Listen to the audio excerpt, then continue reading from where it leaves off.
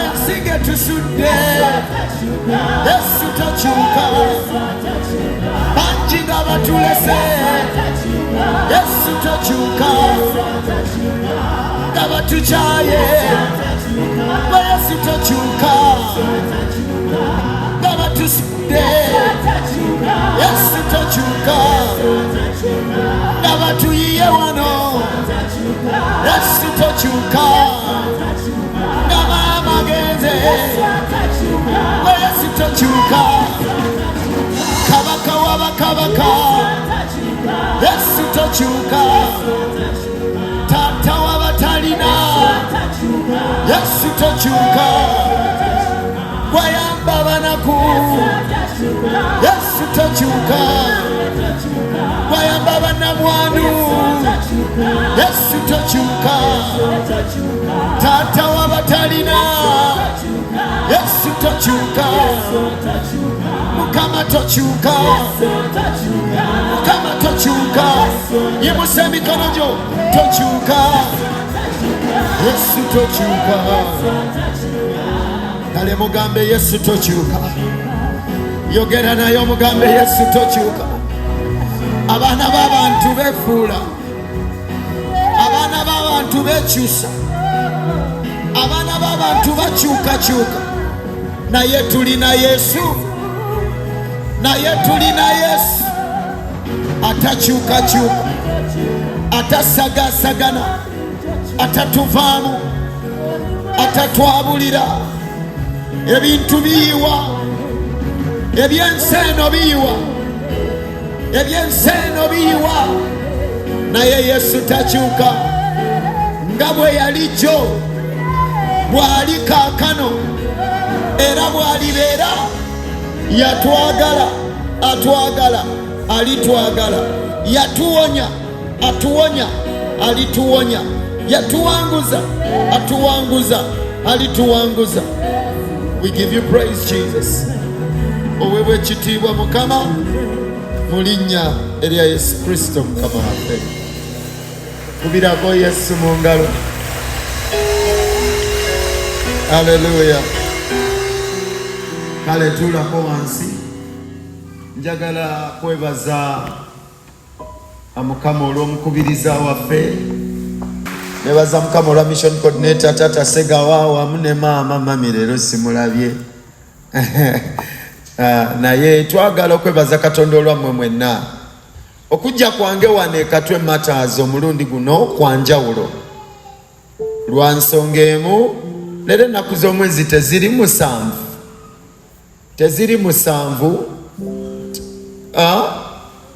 Ziri musanvu. Ngenda kuyigiriza ku topic bagiyita Endagaano. Bagiyita batya? Endagaano. Naye topic eno sigenda giyigirizaako olwaleero ngende. Bana bagamba mumpita okuyigiriza ku ndagaano siyigiriza mulundi gutya gumu mba sirina kyenkoze. Kaakati ne bampa omwezi guno gwonna nzije nga njigiriza ku ndagaano. So ngenda kuyigiriza ku ndagaano.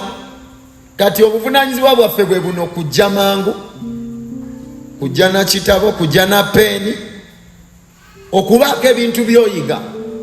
Kubanga gye tulimalira tugenda kuba n'okusaba, okubateekako emikono muntu ku muntu, n'okubasiiga amafuta muntu ku muntu, nga tumenya buli ndagaano Katonda gy'ataasimba, nga tunyweza buli ndagaano Katonda ze yasimba mu bulamu bwammwe. Kakati sizoni eno ayagala ebyamangu mangu nga si byakuyiga. Gwendooza olikomawo nga maliriza. Amiina. Naye byakola ki? Byakuyiga nga Mukama atutwala mu direction ez'enjawulo z'atutwalamu. Ngenda kwogera ku ndagaano kyeki, ngenda kwogera ku bika by'endagaano, ngenda kwogera ku ndagaano ez'obwakatonda, endagaano za Sitaani, n'engeri ki gye tulwanaganamu n'endagaano ezitali za bwakatonda. Tumalirize nga tusaba, kubasiiga amafuta na kuwangula mu linnya lya Yesu. So njagala neeyigiriza okumalanga mu budde bangaye mumala saa 2 kitundu kituufu 2 kitundu si kyekyo nze baŋŋambye kati njagala tutandike nga mu budde tumale nga mu budde ate njagala byenjigiriza mbiyigirize Mukama mpe ekisa mangu mangu nsobole okubimalayo tusobole okutuuka we tusabira ng'otegedde lwaki tusaba naye mu prosesi y'okuyigiriza wanajjangawo embeera etuganya okusaba naye tetujja kuzizanga mwoyo kyatugamba kola. Amiina. Ekyo nakyo tunakikolanga naye tugenda kuyiga ku ekyo. Nze Serunjogi Esmond ono mukyala wange lwekyo tutambula naye tuweereza ffenna. Amiina.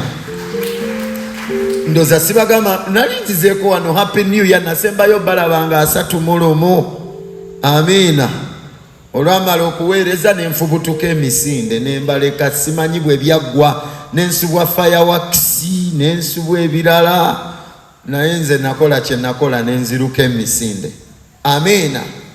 Katonda waffe oyogere naffe erinnya lyo liweebwe ekitiibwa era ligulumizibwe mu Yesu Kristo Mukama waffe.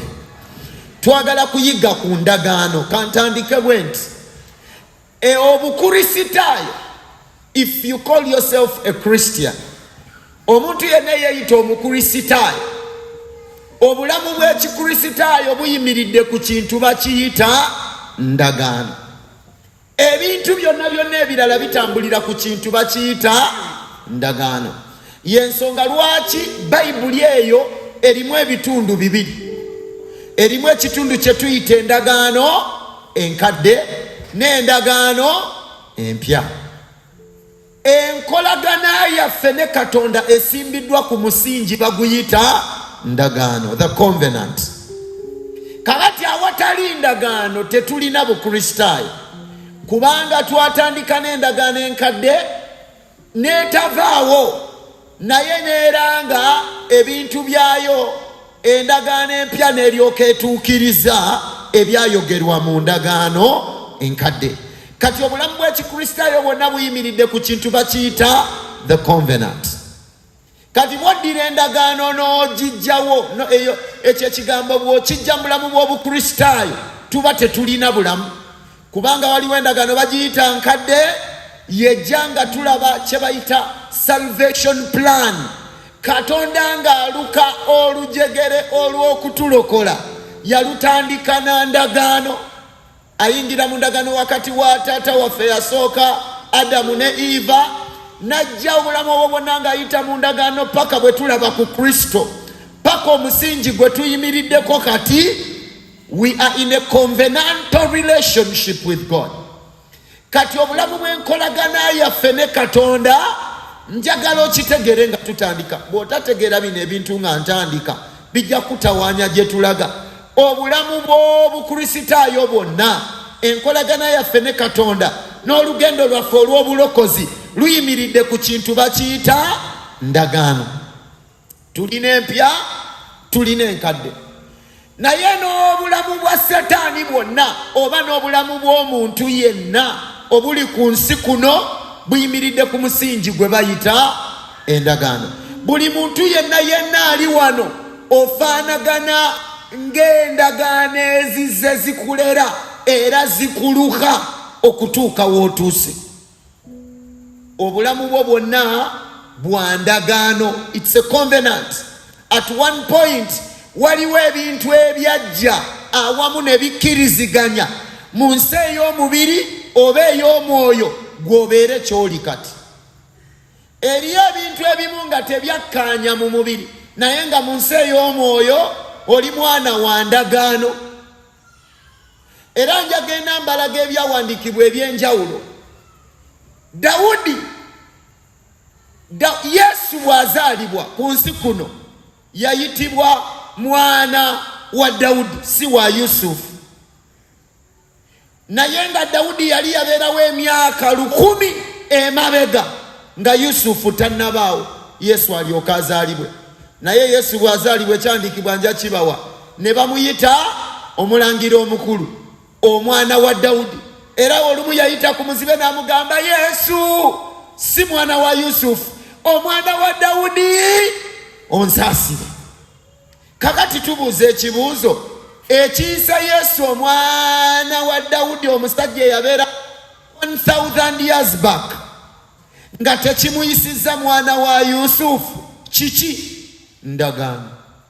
Ngambira kuliraanya eyo bagiyita ki? Katonda yalagaana endagaano ne Dawudi n'agituukiririza mu kujja kwa Yesu. Awo ekifaananyi kya Yusufu ne kivaawo. Yesu omwana, by the way, mu Bayibuli kizibu nnyo okusangamu ekigambo kye bayita Yesu omwana wa Yusufu. Simanyi sinnakiraba paka kati.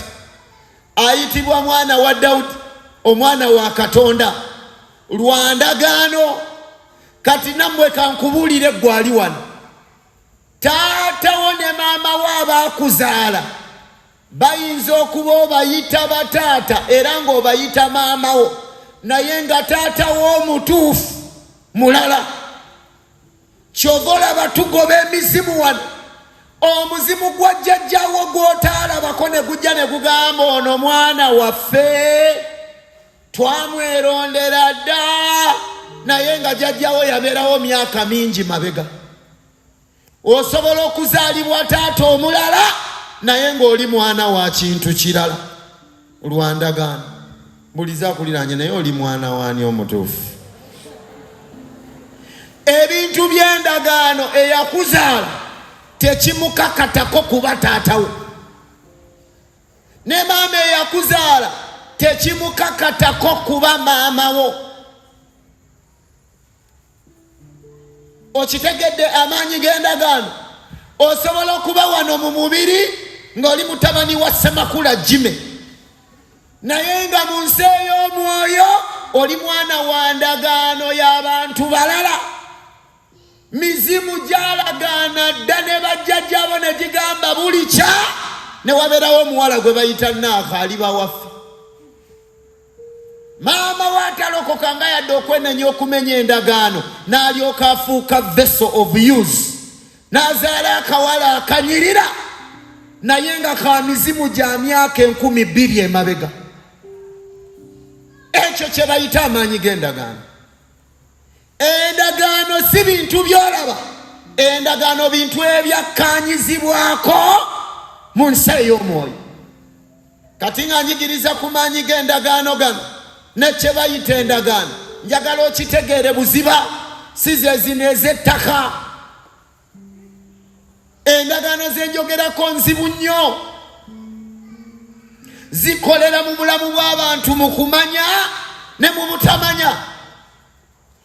Kambabulireyo ekirala nga njabulajabula obalaga bye tujja okutuukako bwe tuba tuyigiriza mu healing and deliverance, era tujja kubeeza endagaano zonna tuzikutula. Waliwo endagaano gye tuyita the first sexual covenant, endagaano y'omuntu olw'okuba oluganda lusabika gwe wasooka okumanya mu bikolwa eby'ekifumbo. Awo sisabise bulungi taata kalyange, bulungi ddala. Ebintu ebikolwa bye wasooka okuyingiramu eby'ekifumbo n'omuntu gwe wasooka okumanya oba okubeera naye, kino kankibabuulire, bw'oba ey'endagaano togimenyangawo. Ey'endagaano eri very important. Teri muntu ne bw'oba wafumbirwa omusajja ameremenya atya atafaanananga muntu gwe wasooka kwagalana naye bw'oba tokimenyangawo. Ate olaba ebyo ebintu bya first sexual covenant, akakalenzi ke wasooka okubeera naye oba akawala, bwangu nnyo bwakujjukira nakati okategedde. Ngambira akuliraanye oteekwa okuba kanguye mangu okujja mangu, kubanga ekisooka bubeerayo eyo nga weevuma daluuki lye nalingudde, kazoole kyakandiko, dogo kyeryandiko, naye nga bwo gye buli. Era bw'oyitirako mu kyalo buba bugamba Naaka wagende katwe mataazi watwerabira, gye buli bujjukira ndagaano. Ate gankubuulire n'obufofofo bwo obwasooka ojjukira nti Katonda ng'akola endagaano ne Yakobo ekifo kiri we yakolera endagaano naye yamala n'akomawo wali ekifo ekyo n'agamba Mukama nalaganira nawe wana endagaano. Obufu obwo we wakolera ebintu eby'endagaano ezaakusiba okimanyi nti bulwawo okuvaawo. Fene oba omupeera we mwabikolera gusigalawo buli lw'oguyitako. Balaba muntu ayitawo nga wooninga omupeera naye mupeera gwe kumba ojjukidde. Endagaano kambabulire bassebo ne bannyabo kintu tekifa paka ng'oyambadde amaanyi agakyejjaku. Sizoni eno nina amawulire amalungi gy'oli, nkwambaza amaanyi agajjawo buli ndagaano eyali eremedde mu bulamu bwo. Yimusa emikono gyo gamba ejja kuvaawo. Kubirako Yesu mu ngalo. Kati katutandike empola eyo mbadde embalaga gye tulaga. Endagaano kyeki? Endagaano nzikiriziganya. It's an agreement. It's an agreement that is formal. Endagaano nzikiriziganya oba mu butali bugenderevu oba mu bugenderevu eba formal. Nzikiriziganya engenderere wakati w'omuntu omu oba abantu bangi oba n'ebintu ebimu. Eriyo endagaano teba wakati w'abantu n'abantu bokka. Endagaano esobola okubeera wakati wo n'ebintu ebitategeerekeka naye nga wagiyingira. Twali eyo ekisoga abaana bali bagenda kutuula senior 4. Omukazi omu najja nga yeeyita nabbi n'agamba agenda basabira n'agolola emikono gye n'abalangi n'abasabira bye yabasabira. Abaana ne batransitioninga ne batandika okulaba ebintu ffe bye tutalaba. Baatuyita ku ssomero nga buli mwana alina omuntu atalabika gwayogera naye. Ng'abaana ebula wiiki emu bakola ebibuuzo kisoga second. Ne tutuuka eyo nali ne Captain Titus Baraka. Mwe temuzanyisa na nsi ya mwoyo. Ffe tulabye ebintu. Natuuka eyo ng'abaana omulaba ng'ayimiridde wano ng'ali mu kunyumya n'omuntu. Emboozi yennyini. Katugamba n'ekiki. Nga buli mwana ali ato, buli mwana yali agenda okutuula senior 4. Ne tutambula ng'omutuukako n'agaala Evulandi. Gwe lwaki tolaba omuntu gwe nnyumya naye? Wuuyo. Tugamba aluwa? Wuuyo. Ne tugamba ne baani be mulaba nti baabano na wano tutudde nabo. Naffe ne tutandika nga tetulaba. Ne tutandika okubuulira enjiri twogera mu linnya lya Yesu. Bantu mmwe mutulaba yadde ffe tetubalaba. Naye twogera n'abaana bano nga bwe twogera namwe mujja bata. Mujja bavaako. Ne tusimba eyo wiiki namba eba ebulayo ennaku 3 Katonda n'atutaasa. Abantu abaali boogera n'abaana bonna ne babulawo. Naye ng'omukazi yajja mu linnya ly'okusaba n'ayingiza abantu intentionally mu ndagaano mu linnya ly'okubasabira. Tozanya na kye bayita nsi ya mwoyo. Eri serious. Kakati endagaano nzikiriziganya wakati w'omuntu n'omuntu oba n'abantu nga bakkiriziganyiza ku bintu ebimu. An agreement is a promise. Bisuubizo between one or two parties. Ebintu by'osuubiza. Kati na kino kankibabulire nga njigiriza ku ndagaano. Okuva n'olwaleero nga mutandise okuyiga ku ndagaano, mwegendereze kye bayita promises. Teri kisuubizo kye wali okoze ensi ey'omwoyo kyetaakwata ate n'ekitwala serious. Wuliriza, bw'osuubiza Katonda nti Mukama bw'ongaggawaza nja kuba mwesigwa eri 1/10, eggulu linyweza kye bayita endagaano. Ate ne sitaani bw'ati. Era abasajja bano mwe be muyita abayaayeyaaya abakwanyi bagezi. Okitegedde bw'ajja nakwana oba n'akwogereza bo kye baba bakola baba bakimanyi. Abaakugamba naye naaka njagala ombuulira amazima olwaleero kyogere nti tolyagala musajja mulala seekindayira teriba mulala. It is a joke. It looks like it is simple. Mu kuyigiriza ku ndagaano kambabuulire ensi ey'omwoyo teri kintu kya ndagaano kiri simple. everything is complicated. Era bo abagezi kuba bamanyi kye bakolako bagamba naye Raila suubiza nti nze nzekka gojja okwagala tolyagala mulala ate kiriba kigwe wekka. Kuba wano ogambe tojja kulaba musajja mulala n'okubawo. Mubikola mu mubiri naye ensi ey'omwoyo erina kyenyweza. Kati olabirawo omusajja ne bwakuyijjuula empi nga tomanyi kimukwesibisizaako. Omusajja ne bwakulinnya ku mutwe n'akuyuza olubuto ne bakutunga enkindo tomanyi lwaki tovaawo. Omusajja ne bwajja n'akujooka paka ku ddakiika esembayo tomanyi lwaki. Olulala n'otambula oba otuuka mu kkubo n'otuuka eyo n'okomawo n'ojja ng'otambula mpola n'ogowange abasajja si bangi n'otandika okweyimbisa obuyimba obukuzzaamu amaanyi nakaguma osinga bangi abataaya olimba. Ekikugumiza mu nnaku si nti tosobola kuvaamu. Ekikugumiza mu nnaku kiri ekintu eki wayingira ekintu ky'otamanyi kye bayita endagaano. You don't know it. N'abasajja bwe batyo ndabyeko ku basajja n'akyayira ddala omukazi ne bukya n'addayo n'amwendako. N'avaayo ng'alayidde n'agamba gwe gusembyeyo ne bukya n'addayo.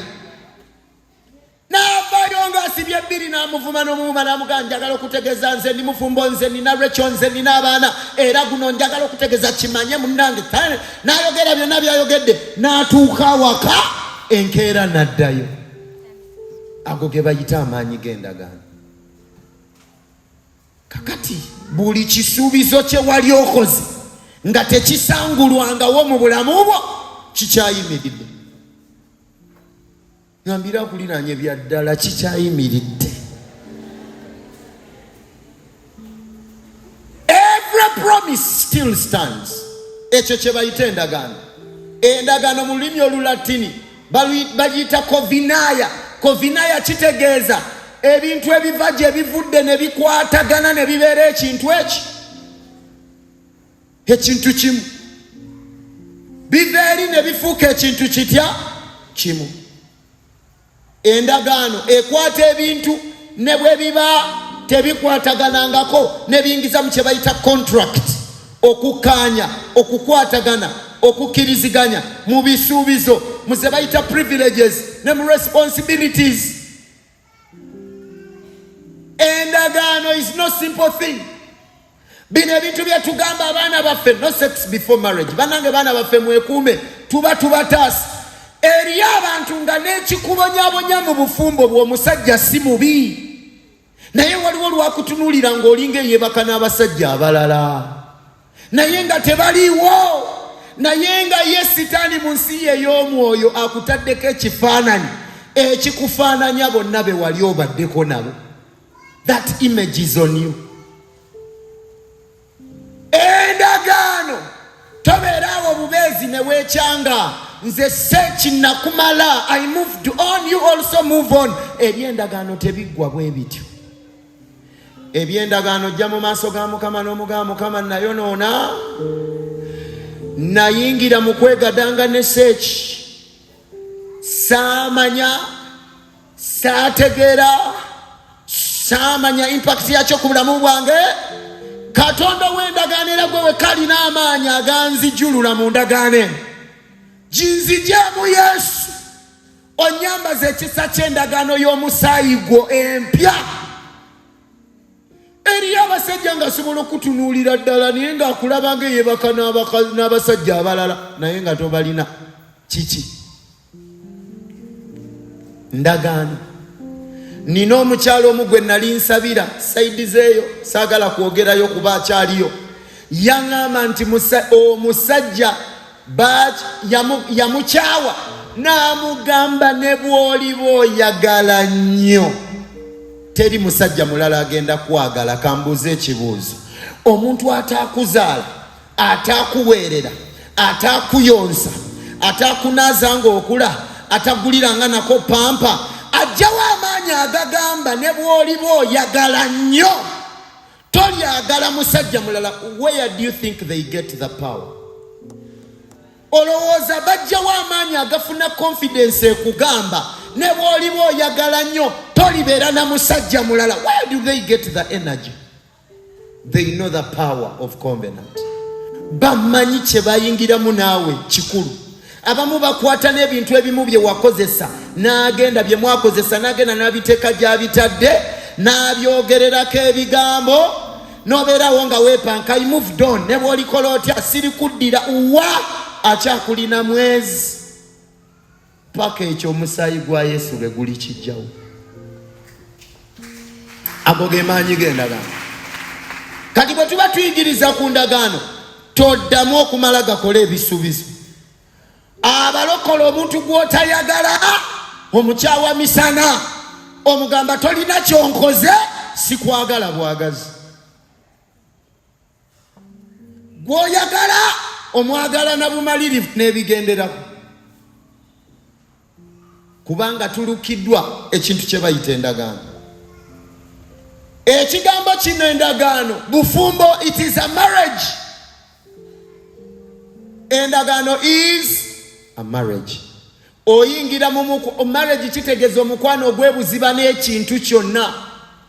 Oyingira mukwano ogwebuziba n'ekintu ekyo ky'oyingiddemu nakyo ne mufuuka omuntu atya. Ekigambo ndagaano kirabikira mu ndagaano enkadde emirundi 208, 280 times. Ne mu ndagaano empya emirundi 33. Endagaano is a relationship. It is a relationship. Nkolagana. Ate nkolagana eno buli lwebaawo ereetebwa under kye bayita sanctions. Ebaako ebigisiiringa. Negamba nti ono ayingidde mu nkolagana n'eno ate ebintu eby'omwoyo bizibu. Ensi ey'omwoyo sitaani abeerawo ng'ateze ne Katonda ng'ateze. Buli lunaku olukya sitaani alina abantu bayingiza ku likodi ey'abayingidde mu ndagaano naye. Nga ne Katonda era bw'akikola. Bigambo bya kunyweza kuclaiminga ono waffe. N'olyoka omeggana n'obwavu toli mugayaavu oli mukozi. Ago ge mazima gennyini. You've given your best. Naye eriyo abakola endagaano n'emizimu. Sente baziwongayo mu masabo. Tekikwetaaga kubako ng'olina kye wakola. Tolina kye wakola. Naye wajjira mu lineegi eya Serunjogi eyawaayo sente ze eri emizimu. Aha! Kati kambabuuze kino. Mumanyi nti tukulira mu ndagaano ze tutamanyi. Endagaano ze tutamanyi. Kambuze ekibuuzo kino. Bameka kumwe nga mwakulirako mu generation egamba kula erinyo emmese ekuwe sente. Nange nagirimu.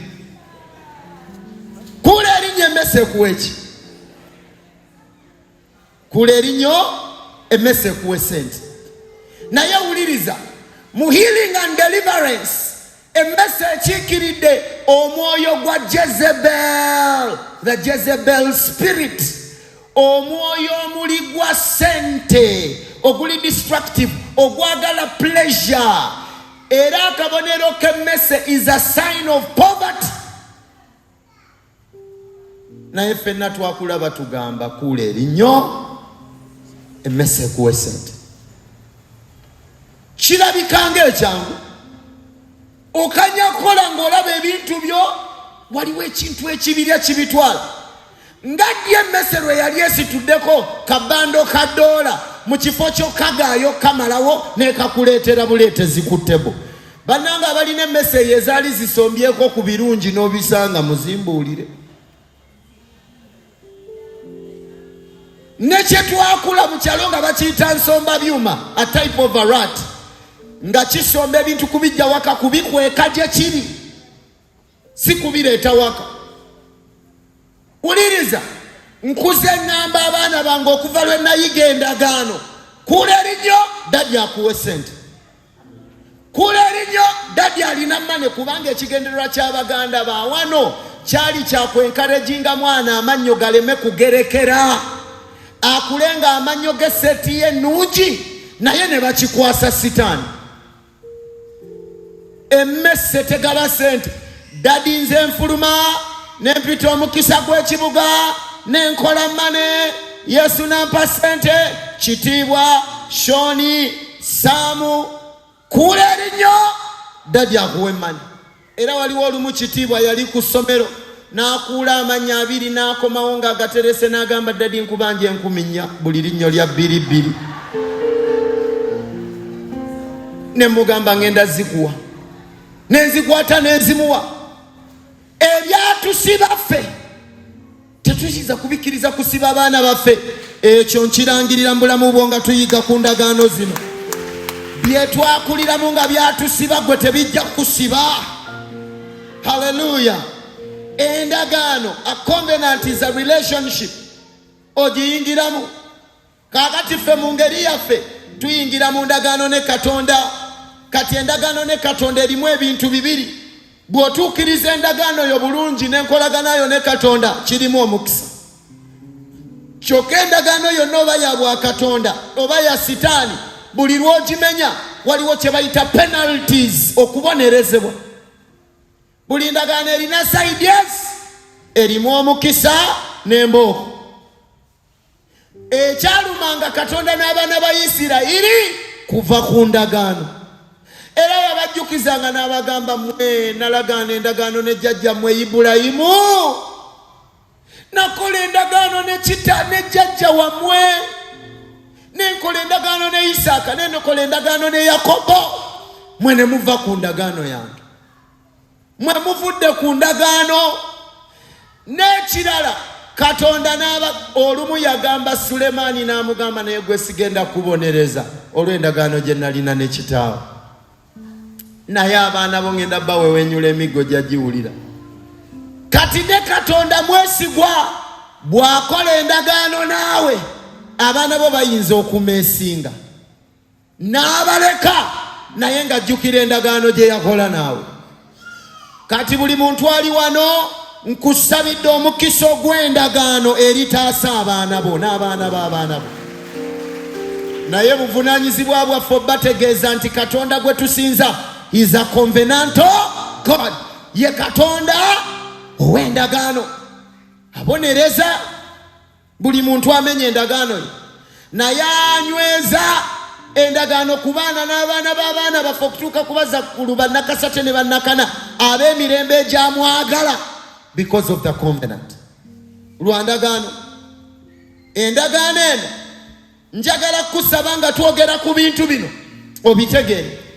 Ate sigenda na kusookera ku ndagaano za sitaani, kansooke n'ennungi, kuba buli muntu yenna apaalana ndagaano za sitaani. Kati zino ze endagaano ez'obwa Katonda. These are some of the godly covenants. Endagaano esooka bagiyita the covenant of works, endagaano ey'ebikolwa. Eno abalala bagiyita conditional covenant, endagaano eriko obukwakulizo. Abalala basoma theology bano bagiyita Adamic covenant, endagaano Katonda gye yakola ne Adamu. Endagaano eno Katonda yagikola ne Adamu nga bwali buvunaanyizibwa bwa Adamu okuba n'enkolagana ne Katonda, naye ng'esimbiddwa ku musingi ogwa Adamu okugondera Katonda. Era endagaano eno yali ereeta obulamu oba okufa. Lubereberye essula ya 2:17 okoma ku 18. Eyo endagaano bagiyita the covenant of works. Yaliko obukwakulizo. Era Katonda bw'agikola ne Adamu n'amugamba ebigambo bino, n'amugamba sala amagezi agalya ku muti gwa bulamu, naye sala amagezi agatalya ku muti, lya ku buli muti gwonna, naye omuti ogw'obulamu, omuti ogw'obulamu n'okufa ogwo totawaana, oguli mu makati g'olusuku totawaana, gukola ki? Gulyako. Endagaano eno mukimanyi nti Katonda yatutonda nga tetulina kufa. Adamu ne Eva tebaalina kufa, naye wuliriza, ne bagenda ne bamenya endagaano eno. Endagaano eno bwe yamenyeka wakati waabwe ne Katonda, endagaano eno gye tuyise the Adamic covenant oba covenant of works, omwoyo gw'okufa ne gulyoka gujja. Ekibi kireeta omwoyo gw'okufa. Balumi essula 5 olunyiriri olw'12 ebitonde byonna ne bitandika okungubaga n'okulaba ennaku olw'omwoyo guno ogw'okufa ogwajja. Bassebo ne bannyabo, ekintu bw'obanga oli wano ng'ebintu byo ofiirizibwa nnyo ebintu bingi, revise your relationship with God. Kye bayita Adamic covenant ereeta omwoyo gw'okufa, spirit of death. Buli kyokola kifa, bufumbo bwo bufa, mirimu gyo gifa. There is a covenant that was broken. Ate bino kambi bukubuulire, si ggwe wekka osobola okuba n'abamenya endagaano ng'omusango ogukunenyezebwa sinagugwo. Kitaawo, maama wo n'abalala abaabawo bayingira endagaano eza bleachinga, okugonda kwabwe ne Katonda.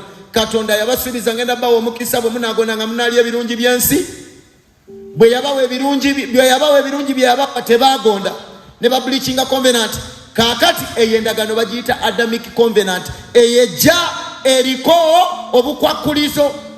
Eyo endagaano bw'oba ogiyingiramu ne Katonda agamba kola kino nkukolere kino. Bw'onoogondanga onoolya ebirungi by'ensi, bwe munaagondanga nja bakubira abalabe, bwe munaakola kino it is conditional, eriko obukwakulizo. Era buli komenya kaleeta emyoyo gy'okufa. Olunaku lw'olwaleero nina amawulire amalungi. Buli mwoyo gwa kufa ogubadde ku muntu yenna ogwava ku ndagaano ngusazaamu mu linnya lya Yesu. Yimusa emikono gyo gamba, ayi Yesu, nyingira mu ndagaano y'omusaayi gwo ogwayiika e Gologosa.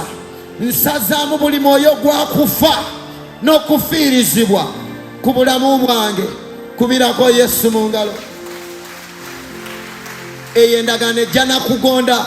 Endagaano ey'okubiri ey'obwakatonda bagiyita the covenant of grace. Eyo nayo endagaano ya bwakatonda. Zino endagaano nzikulangirirako mu linnya lya Yesu. Eno bagiyita the covenant of grace. Endagaano ey'ekisa kya Katonda. Bayibuli egamba Adamu ne Eva nga bamaze okugwa boonoonye. Lubereberye essula ey'okusatu olunyiriri olw'15. Era Katonda mu kisa kye najja n'agamba, naye gwe mwana wa muntu yadde ogudde, n'agamba yadde omusota gunaakubojjanga ekisinziiro, naye onoogubetentanga omutwe. Mu theology kyali kiranga Yesu alijja alyoka abetente enkwe n'enkola z'omubi Sitaani. Eyo bagiyita the covenant of grace. Covenant of grace y'endagaano Katonda gy'ayingiramu naawe newankubadde akubonereza olw'ekibi, naye n'asigala ng'ekisa kye kikyakuwaniridde, si lwa butuukirivu. Eyo endagaano ngikulangirirako mu linnya lya Yesu. Nkusabira oyingire mu ndagaano wakati wo ne Katonda gye bayita the covenant of grace. Eyo endagaano teriiko bukwakulizo. Katonda akwagala bwagazi, nga n'abakulaba nga akwagala banyiivu nga beewuunya lwaki akwagala, naye nga akwagala bwagazi. Nkusabira Katonda akwagala ebintu naye nga byakwagala binyiiza, nga byakwagala bikola ki? Ngambira akuliranye nja kunyiiza lwa Katonda kunjagala nnyo. Oyo muveeko akyalina ebimutawaanya, agamba omulala alimu ku bulamu. Aleluya. Eyo endagaano namba 2 bagiyita the covenant of grace. Katonda jabuzi abaana ba Isirayiri baali tebalina kye bakoze, yabaagala bwagazi. Tebaali batuukirivu, yabaagala bwagazi. Baali tebasaanidde, yabaagala bwagazi. Kambabulire by'ebintu bya Isirayiri byerimu tebisaaga. Ffe mu nsi ey'endagaano ekyo tukimanyi. Gomanyi tekitegeeza ensi okujja n'etuula wakati mu nsi nga zonna ezigyetolodde zigiwalana ne zigiremererwa gisaanyaawo. Gwe wali okirabyewo ekyo. Israel is the only unique country that is surrounded by thousands of enemies and it stands for thousands of years. Katonda nga yakwagadde n'endagaano ey'ekisa, abalabe ne bali kwetoloola, ekisa kye kirisigala kikunywereza wooli. manyi mwagala nnyo tutandikire mu ziri endagaano za sitaani tumenye leero nkutandikiza ku za bwakatonda ziri tujja zituukako. Ngambye nkusabidde endagaano y'ekisa kya Katonda enywezebwe ku bulamu bwo. Nkusabidde endagaano y'ekisa kya Katonda enywezebwe ku bulamu bwo. Njagala abalabe bakwetooloola eruuyi n'eruuyi naye Katonda akulemezeewo. Endagaano ey'ekisa yeeno Dawudi yasaba esaala n'agamba onteekerateekera emmeeza. Omanyi mwe ebyawandiikibwa musoma mu bipapya. Dawudi yagamba you prepare a table for me. Kwegamba Katonda nga yakulaze ekisa ajooga n'okujooga. Akukwata bw'ati n'akwata emmeeza n'agijja mu mikwano gyo n'agenda n'ateekateeka oba Katonda bani abamuteekerateekera ndowooza bamalayika. Naye bano emuggulu walibeerayo ebyokulya ffe bye tuwoomerwa kuno oba ebyeggulu biriba birala oba eggulu liriba litya. Naye singa ka animo kensinga okuwoomerwa kabeerayo simanyi oba kaliba ku mmiiruza eggulu. Naye Bayibuli egamba Katonda akwata emmeeza n'agijja mu mikwano gyo n'agiteeka mu balabe bo n'agiseetinga n'akutoolayo n'agamba abalabe ono mumulaba nkimanyi nammwe temumwagala. Najja n'akutuuza awo najja n'ayimirira eno n'agamba alye naye ndaba amukwatako. Ekyo nkikulangiriddeko mu linnya lya Yesu. Katonda ayingire naawe mu ndagaano ey'ekisa kye kitegeeza. Ababuuza ne babuuza bannange naye ono Katonda yamukoledde kitewali kubanga obutuukirivu bwaffe bwonna nzina njerere kyenavanga kwesiga Yesu abantu bakanya kubuuza mutuukirivu nedda, asaanidde nedda, buli kimu akikola bulungi nedda. Lwaki Katonda talinaako kyamukola? Bassebo ne bannyabo Katonda yeekomitinga dda okuyingira mu ndagaano y'ekisa naawe. Leero kitegeere alina ekisa gy'oli. Naffe tetumanyi lwaki akwagala bwagazi. Naffe tetumanyi lwaki akuwonya buwonyi. Teweewaananga nti essaala z'osabye z'amaanyi ze zireese amaanyi ago. Akeera bukezi n'agamba oba asabye oba tasabye. Yagamba abaana ba Isirayiri, wuliriza okumanya Katonda yeewuunyisa. Abaana ba Isirayiri nga bamaze okwemulugunya baagala amazzi ag'okunywa, yajja nga tebaasabayo yadde essaala n'emu. Najja bwe yamala okuwomesa amazzi Mara ne Meriba n'agamba Musa, genda obagambe abaana ba Isirayiri abo nti nze Katonda abawonya, nga tebasabye na ssaala. Nkirangirira eri obulamu bwo nga tuyiga ku ndagaano zino. Bw'ati bw'ayogera Mukama, nze Katonda akuwonya. Ngambira akuliraanya mponya sirina na kyenkoze. Kigambo omulala oyo takikkiriza muveeko, ekikulu naawe towulira. Akuwonya tolina nakyokoze eki, nga tolina kyokoze. Anambala n'abagamba bw'ati n'abagamba siri basako ndwadde z'Emisiri. Nze Mukama abawonya. Waliwo akayimba mukyala wange katera okuyimba kanyumira ng'asinza. Kagamba nze Mukama eyakutonda mu butuukirivu era nkimanyi tino oli wange. Nze Mukama eyakutonda mu butuukirivu era nkimanyi tino oli wange. Nze Mukama eyakutonda mu butuukirivu era nkimanyi tino oli wange. Agamba nze Mukama, agamba nze Mukama, era nkimanyi tino oli wange. Agamba nze Mukama, agamba nze Mukama, era nkimanyi tino oli wange. Ulira Katonda bw'agamba, agamba nze Mukama, agamba nze Katonda wo, era nkimanyi tino oli wange. Okimanyi waliwo ekiseera bwe kituuka nga Katonda alinga eyeewozaako, ng'alinga agamba bannange, oyo gwe mulaba ayonoona wange, oyo gwe mulaba nkolera ebintu nga yadde akosa omutima gwange wange. Eri eddoboozi nkusabira oliwulire kati, oliwulire nga weebase, oliwulire ng'ozuukuse, oliwulire ng'otambula, oliwulire nga okomawo.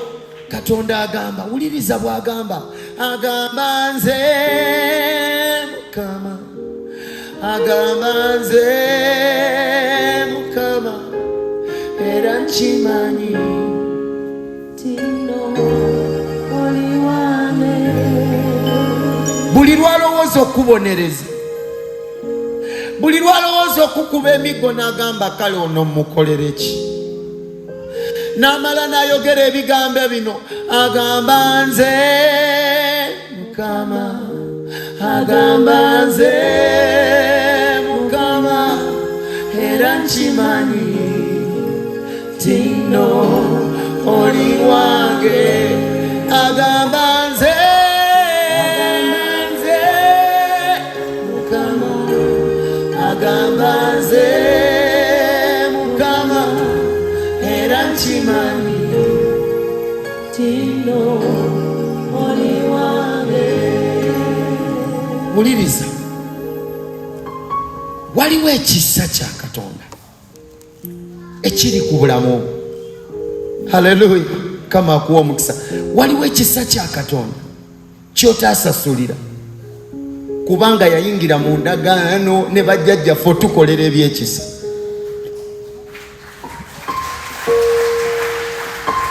Kakati nze nina kyemmanyi. Wamanyira abantu abayigiriza ku ndagaano okutandika n'endagaano ez'abajjajja baba bakusiba, nze ntandise na za bwa Katonda, ntandise n'endagaano ezikwatako. Leero kankubuulire, mukazi gwe ne musajja gwe oliko endagaano ey'ekisa ekulondoola. You are in a covenant with God, and this covenant is called the covenant of grace. Tolina kye wakola, Katonda si gwe wamutuma, yeetuma okwagala. Atajja kwagala mu linnya lya Yesu. Yeetuma okugabirira, atajja kugabirira.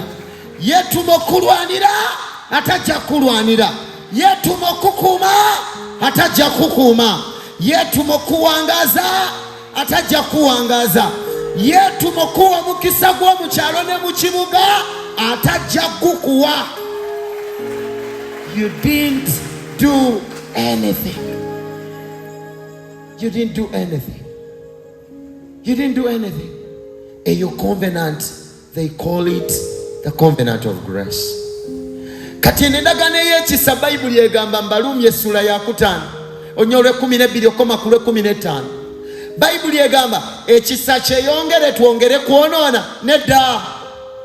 Kati gwakitegeera nti Katonda akulinako endagaano ey'ekisa, sala amagezi agataweebuula kisa ekyo. Bino si byakusitula butebe n'ogamba emme, bino by'endagaano byakutegeera omulundi guno. Katonda ekisa kye bwe kiba ku ggwe, ng'ali mu kwerwanako agamba oyo wange. Bannange mu Isaaya essula 45 agamba oyo nze namuyita na linnya wange. Okimanyi eggulu limanyi okubeera eyo ne likkanira negamba bannange ndoza bamalayika ndoza Mikayiri amanyi okukwata ekiso naga ntuma oyo musanja geko omutwe. Katonda naga totawaana, oyo gw'oyagala okutta wange, oyo gw'oyagala okusaanyawo namuyita na linnya, namuyita na linnya wange. Oliko endagaano ey'ekisa mukazi gwe, oliko endagaano ey'ekisa musajja gwe. Leero sikutuma kutula ndagaano za kusiba, nkutuma wenywerezeeko endagaano ez'ekisa n'omukisa oguva eri Katonda. They call that the covenant of grace. Endagaano namba 3. Waliwo endagaano gye bayita okuva mu kigambo Noah, the Noah covenant. Lubereberye essula 9:8-17. Genesis chapter 9 verse 8 to 17. Katonda nga amaze okuzikiriza ensi yonna n'amataba, ebisolo byonna ne bisaanawo, n'ataasa Nuwa n'obukwakkulizo bwe yamuwa n'ebisolo ebyayingira mu lyato lye. N'ayogera ebigambo bino n'agamba nti ekiseera kituuse, buli omu bw'anaavunaanyizibwa ebiki ebibi bye buli anaayonoona. Agamba buli omu ekiseera kijja kutuuka avunaanyizibwe ye yekka ebibi bye. Everyone will become responsible of their sins. Mu lunyiriri olw'omukaaga. Era osobola n'okisanga mu bbaluwa ya Pawulo eri Abakolinsi ey'okubiri essula 6 olunyiriri olw'okubiri. Eyo yali ndagaano, ebirala byonna nga bisaanyeewo. Katonda ne yeerayira n'agamba sikyaddamu kuzikiriza nsi n'amataba nate. Ani yakimutuma? Ani yakituma? Katonda. Nkusabidde sizoni eno gye tuyitamu, njagala ng'okomawo eri Katonda. Katonda ayogere eddoboozi lino agambe sikyaddamu kuganya kansa kutta famire eyo. Njagala Katonda yeteekeko condition. Sikyaddamu kuganya baana ba famire eyo kusaanawo. Njagala Katonda yeteekeko condition nga yanjawulo. Hallelujah. Kama kuwa mukisa wuliriza, God can condition himself. Eyendagano bagiyita the Noah covenant. Osobola okuba nga tolina ky'omutumye n'agamba sikyaddamu kuganya famire eno kufa bwavu ne kibeerawo nga tokimutumye. Nkusabira ekisa ekya Katonda okukola by'otamutumye. Ngambye nkusabira ekisa kya Katonda okukola by'otamutumye nga yakyetaddeko yekka. Agambe eyo famire sikyaddamu kugiganya. Yagamba abaana ba Isirayiri mu Yesaya essula 65, mummwe kye mukyavaamu mwana wa biseera buseera newankubadde omukadde atannatuusa myaka gye. Ekyo nkikusabidde ku bulamu obwo. Eyo ndagaano bagiyita ya Noah. Wuliriza, waliyo endagaano endala bagiyita Abrahamic covenant. Eno endagaano ya Abraham oba Abrahamic covenant. Eno endagaano yagamba Ibulayimu mu Lubereberye essula 12 n'amugamba okuyita mu ggwe amawanga gonna mwe ganaaweebwa omukisa. Okuyita mu ggwe amawanga gonna bwe ganaaweebwa omuki. Era mu Matayo essula esooka olunya olusooka 17, Kristo n'alyoka alabika ng'omulokozi eyajja okutaasa ensi eno olw'endagaano Katonda gye yakola ne Ibulayimu. Yesu yalokola ensi eno lwa ndagaano Katonda gye yakola na Ibulayimu. Kati kino kankibagambe, awatali ndagaano Katonda gye yali akoze ne Ibulayimu tewandibadde Yesu eyajja kutulokola. Soko some ekyawandiikibwa. Ani alina Bayibuli okumpi? Some ekyawandiikibwa Matayo essula 1 olunyiriri olusooka. Waliwo alina amangu yenna atuusewo nazze naye aluzungu. Matayo essula esooka olunya olusooka. Singa obadde n'akazindaala awo, kale naye soma n'amaanyi.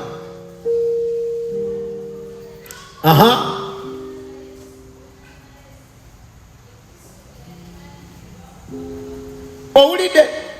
Ono ye Kristo eyali alindirira okuba ani? Kabaka.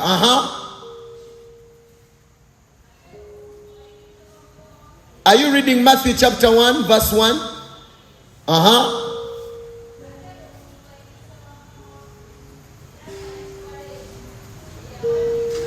Are you sure? You're reading Matthew chapter 1 verse 1? I don't know. Oliye Matayo mutufu. Obedda mubiraba. Kakati musome nze kwa ya master wa basoma. Fenna tusome Bible 1 2 3 enter. Bamute musomye. Ngambye nze kwa ya master wa Bible readers. Matayo sura sokonyo lusoka 1 2 3 enter.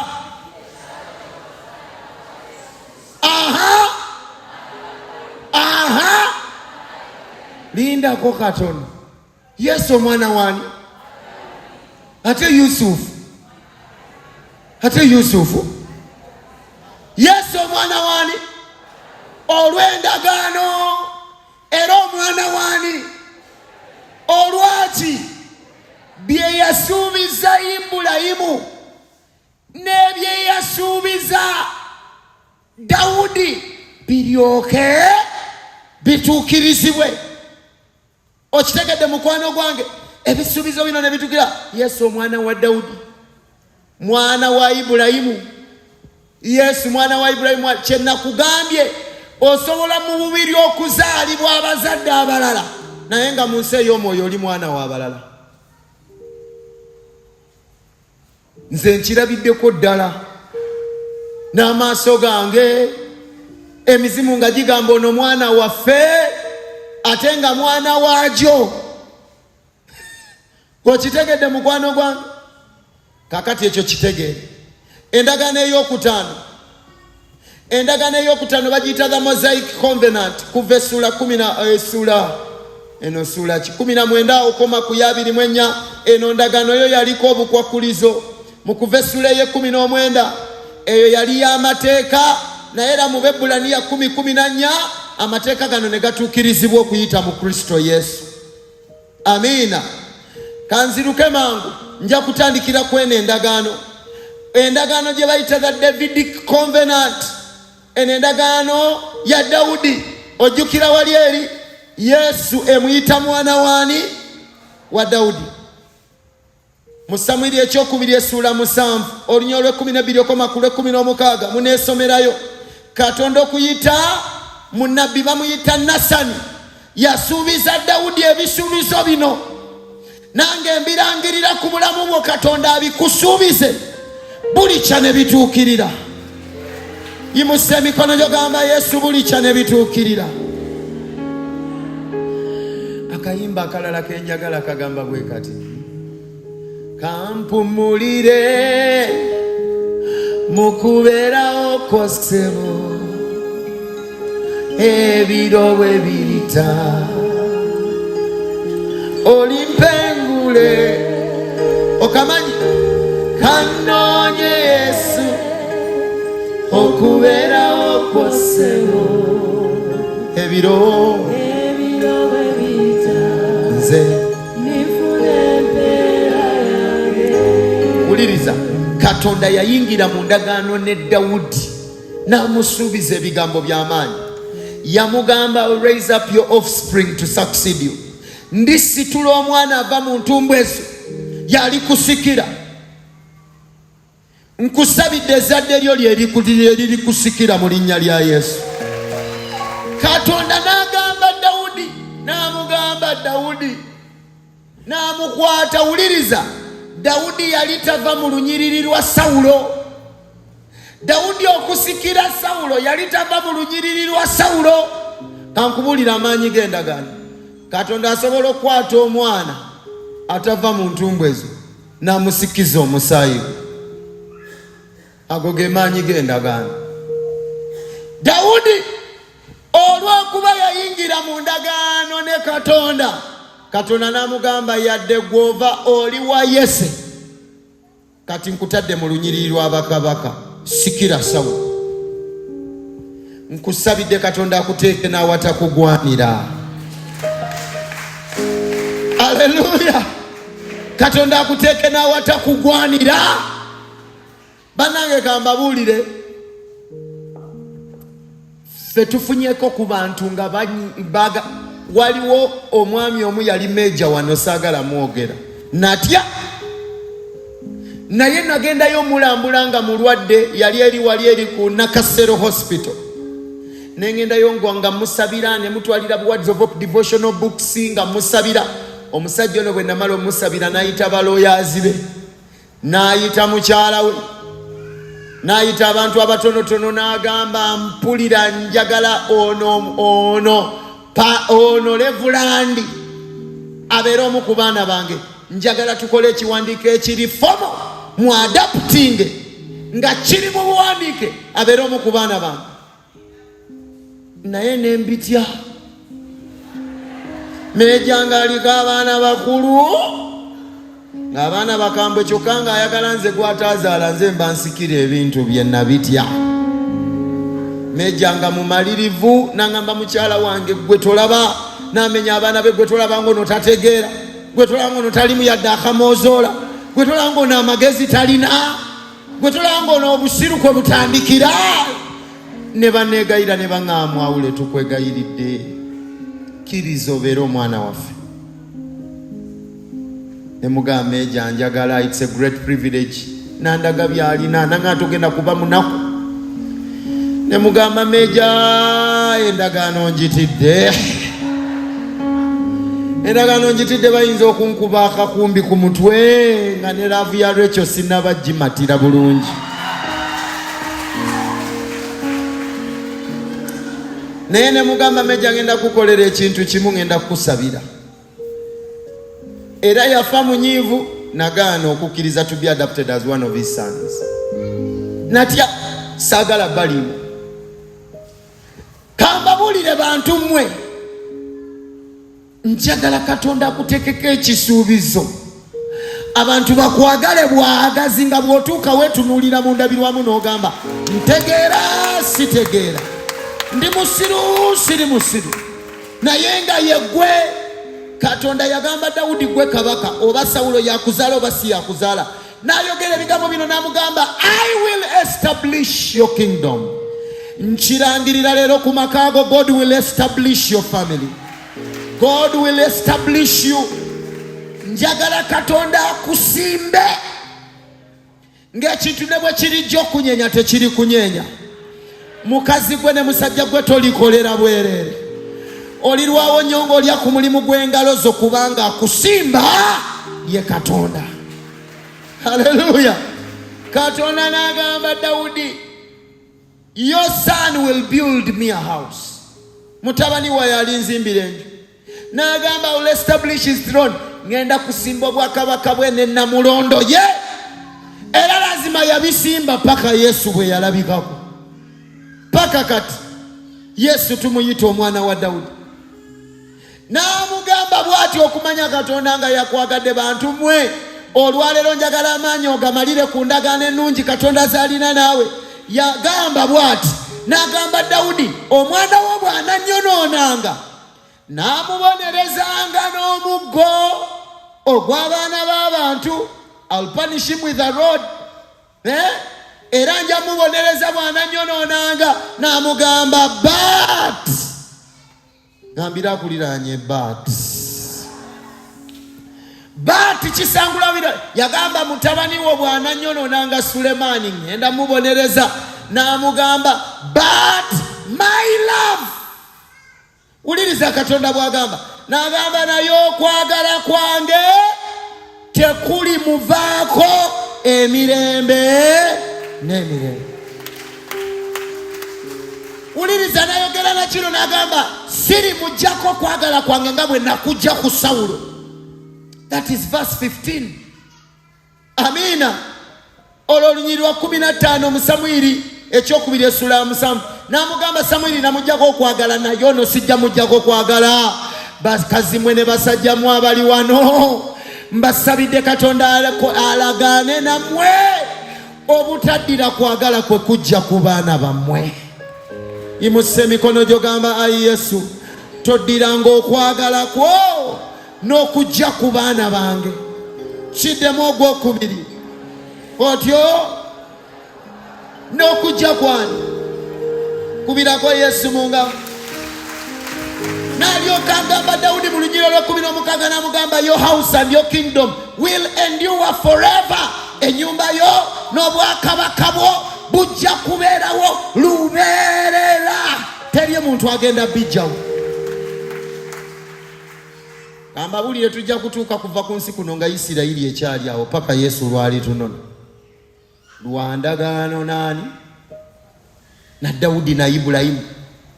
Kati ne Yesu bw'ajja kyekyo ekifaananyi. Genealogy yeeraga nti Yesu si mutabani wa Yusufu, mwana wa Dawudi, mwana wa Ibulayimu. Matayo 2:9 olunyiriro lw'omwenda. Nga Yesu ayingira mu kino kye bayita olunaku olw'amatabi lwe tugenda okunyenya nga 24 Maachi. Abaleekaananga bamulekaananga bamugamba ki? Aweereddwa omukisa oyo ajjira mu linnya, era nga bamugamba omwana wa Dawudi, omwana wa Dawudi. Ekibuuzo, Yusufu yali ludda? Wambuliza akuliraanye Yusufu aluwa mu mboozi eno? Kubanga Yusufu si wa ndagaano eri. Okitegedde? N'agamba omwana wa Dawudi. Makka 10 olunyiriro lwa 46.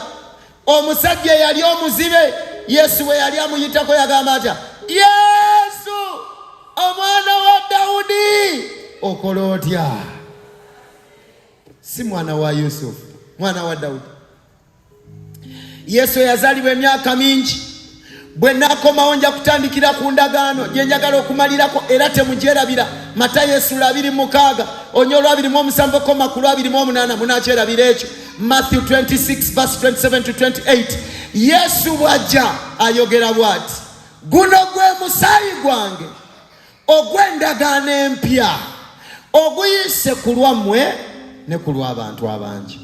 Kaakati waliwo n'endagaano ey'obwakatonda gye bayita the new covenant. Kigamba akuliranye mugeye munnange, waliyo endagaano empya. Matayo 2:6 olunyiriro lwa 27-28. Endagaano eno bagiyita the new covenant ya musaayi gwa Yesu. Egamba etya, guno gwe musaayi gwange ogw'endagaano empya. Waliwo lw'otunuulira abangirikaani n'ogamba bano beetaaga kuyigiriza. Ekigambo kye bayita kusembera is covenanting with God. Naye n'olaba olinga awoomerera gy'okusembera nga nekyalengingira mutakitegeera.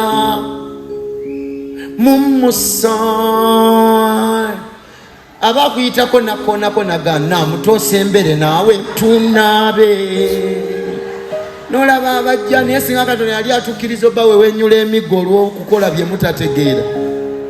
Naye naffe yatusaasira busaasizi. You don't have any idea of that moment.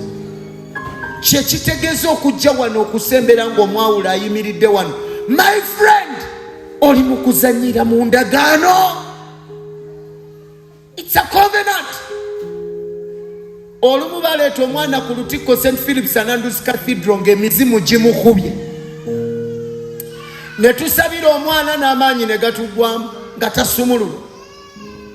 Ne tukwata wayini eyali ayawuddwa. Simanyi na gye kyava. Kayanja nanga lwaki tomuwaako ku wayini? Ne mugana ye Kayanja, leka kuzannya katemba, tugoba mizimu oleeta bintu bitategeerekeka. Naye God taught me a lesson. Omwana olwamuyiwako wayini n'aleeka omusaayi n'agwa eri n'asambagala n'asumululwa. Ne ngamba laba ekisa ekiri mu kusembera kwaffe. N'olyoka olaba abadigida nga n'okuwogola bawogodde nga nekyayingira mutakimanyi. Abooluganda leero kusembera mumusa naabe. Oli mu ndagaano mwozannyira. Oli mu ndagaano eri sirias egoba n'emizimu mwozannyira. Holy Communion is deliverance. Ekyo bwe nakimanyi olumu twali ne Bishop Joel Obetia nga tuli eyegerenge ne tuteesa ne Bishop ne muga Bishop tukoleyo Holy Communion nga ya deliverance. ekyali eggerenge. Twabagamba bannange omulundi guno ateetegese tosembera. Ne balowooza tusaaga nemba ne tukwata Holy Communion Elements ne tusabira ziri essala ne baga ateetegese tosembera. Ne balowooza tusaaga ne bajja. Eyasooka olwamuwa akagaati n'asambagala n'agwera. Ba ushers ne bamuyoola ne tubagamba tubalabula ogusembayo ateetegese tosembera. Ne bajja buli eyajjanga wali eri n'akomba ku gagaati ng'alina ebimusibye nga bwagweri. Ebintu ebiri mu kkanisa eno byonna bya ndagaano, from the altar to the aisle to the cross. Buli kyolaba about our beautiful church is covenantal. Naye kkanisa eno erimu, it's a beautiful place with ugly people in it. Mujjukira omusajja yali omulema, ugly at a beautiful gate. Mulema naye nga waliwe wali okuwonyezebwa. Kati abantu babeera wano naye nga n'omwoyo tamukanga nako yadde, naye ng'ayimba ennyimba nga zino. Omwoyo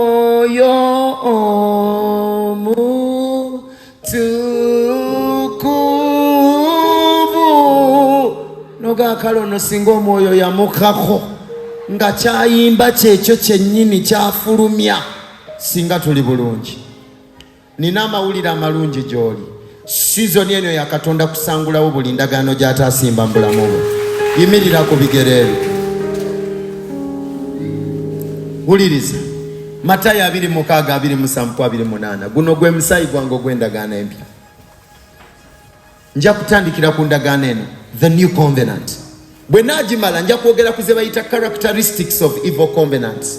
Endagaano zino embi bubonero ky'obulaga nti wandibanga endagaano gy'otambuliramu si ya bwa Katonda. Nja kwogera ku ndagaano ezo zonna eziddako embi. Buli siteepu gye tutuukako leero ndubawadde muddeeyo mwenywereze mu ndagaano ze njogeddeko. Ey'ekisenyumira eri unconditional, omusajja n'akwagala bwagazi. Haleluya. Kwata ekirabo kyo tuweeyo mu maaso ga Yesu. Haleluya.